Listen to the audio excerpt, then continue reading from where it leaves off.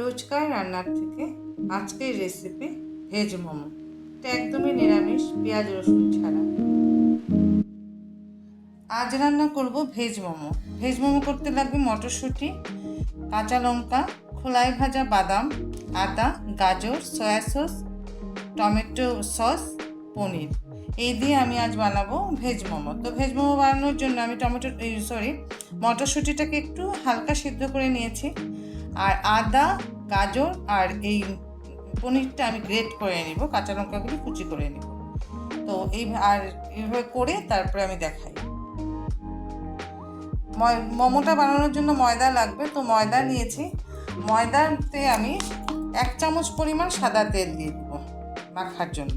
1 চামচ পরিমাণ সাদা তেল দিয়ে দিলাম, আর দিয়ে দিব স্বাদ মতন নুন। আমি এখানে আধা চামচ নুন দিলাম, আর দিব একদম ফুটন্ত গরম জল।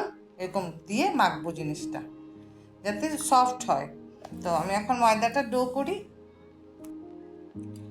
এখন আমি এই যে গাজর, পনির, আদা সব গ্রেট করে নিয়েছি, কুড়িয়ে নিয়েছি, আর কাঁচা লঙ্কা কুচি করে নিয়েছি। তো এখন আমি মটরশুঁটিটাকে, অল্প সিদ্ধ করা মটরশুঁটিটা একটু ম্যাশ করে দিই, একটু চাপা দিয়ে একটু নরম করে দিই, নয়তো যখন মোমোটা বানাবো তো ঠিক মজবে না।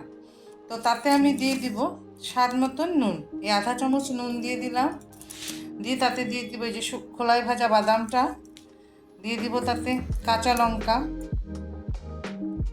তাতে দিয়ে দিব যে গাজর কুড়ানোটা, দিব আদা কুড়ানোটা, আর দিব যে পনির কুড়ানোটা দিয়ে তারপরে তাতে দিব আধা চামচ মতন সয়া সস। এই যে আধা চামচের মতন দিয়ে দিব সয়া সস, আর দিয়ে দিব 1 চামচ ভর্তি করে টমেটো সস।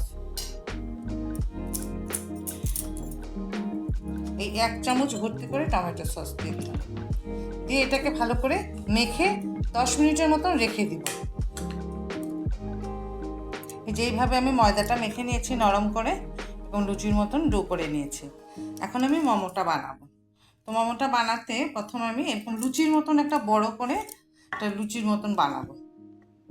ঘরে করছি তো একটু বড় করি। দোকানে এগুলি যে যাই দোক, আমরা একটু ঘরে করলে একটু বড় করে করলেই ভালো লাগে। তো তার মধ্যে আমি যে পুরটা বানিয়েছিলাম, এই পুরটা দিয়ে দিব। 1 চামচ পরিমাণ পুর দিয়ে দিলাম। আমার অনেক পরিচিতি যারা নিরামিষ খায় তারাই বলছিল যে দিদি ভেজ মোমো দেখাবে, তাই দেখাচ্ছি। এই যে এইভাবে এরকম কুচি করে আমি নিয়ে নিচ্ছি। এইভাবে কুচি করে নিই। অনেক রকমই মোমো করা যায়, যার যেমন ইচ্ছা। আমি এইভাবে নিয়ে নিলাম। আমি পুটুলির মতন বানাবো। এভাবে নিয়ে এরকম মুখটাকে এরকম বন্ধ করে দেব। এইভাবে হয়ে গেল। বা আবার পিঠের মতন, পুলি পিঠার মতনও করা যায়। তো আমরা এইভাবে লুচির মতন করে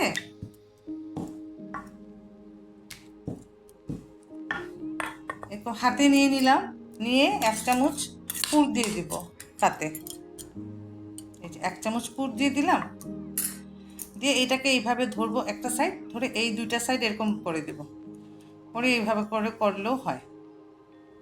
এভাবে যেরকম আমরা পুলি পিঠায় ডিজাইন করি ঠিক এইভাবে দিয়ে দিলেও হয়। যার যেমন ভাল লাগে সেইভাবে বানিয়ে নিলেই হলো। তা আমি এখন সবগুলি মোমো বানিয়ে নিই। এখন আমি মোমোগুলিকে এরকম ঝাঁঝরিতে শাক ধুই যে ঝাঁঝরিতে দিয়ে দিয়েছি। আর মোমো স্ট্যান্ড আমার না, আমি ভাবলাম আর রাইস কুকারটা কয়টার জন্য বের করলাম না, এটাতেই করে নেব। তো এভাবে দিয়ে দিয়েছি। এখন আমি এটা গরম জলের উপরে বসিয়ে দেব। একটা হাঁড়িতে আমি গরম জল দিয়ে এরকম ফুটিয়ে নিচ্ছি। তারপর আমি তাতে দিয়ে দেবো মোমোটা। এই গরম জলের হাঁড়িটার উপরে আমি এই যে মোমোর ঝাঁঝরিটা বসিয়ে দিলাম। বসিয়ে দিয়ে আমি এরকম ঢাকা দিয়ে ধোয়া উঠছে, আমি এখন ঢাকা দিয়ে দিলাম। ঢাকা দিয়ে 10 মিনিট হাই ফ্লেমে মোমোটাকে হতে দেবো।